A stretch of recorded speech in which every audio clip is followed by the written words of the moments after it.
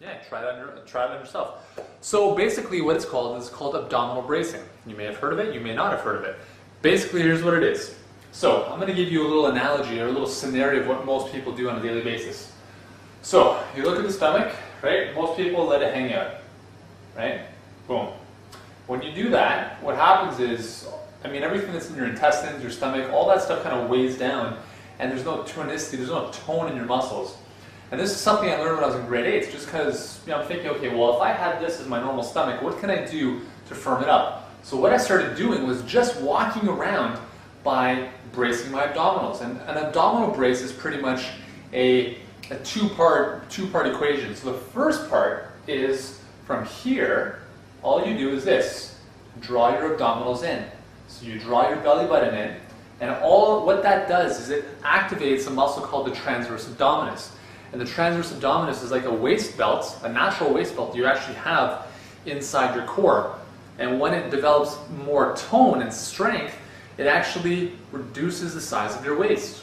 Right? So all you have to do, and all I did, was I walked around tucking in my belly button. So instead of this, I was right there. Okay? So that's the first step. The first step is to tuck in your belly button as if you're putting on a tight pair of pants. The second step is you want to lightly contract your abdominals.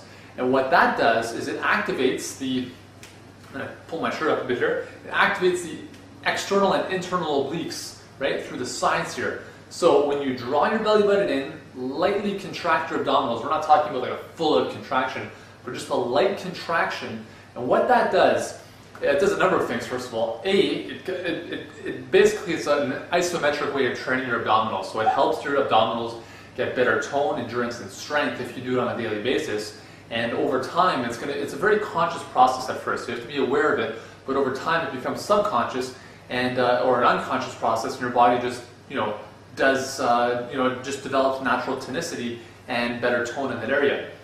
So that's the first step. So basically, what you're doing is you're tucking it in, bracing the abs, it draws the midsection gets tighter. But the other thing that's almost more important than that is it actually provides better spinal stability.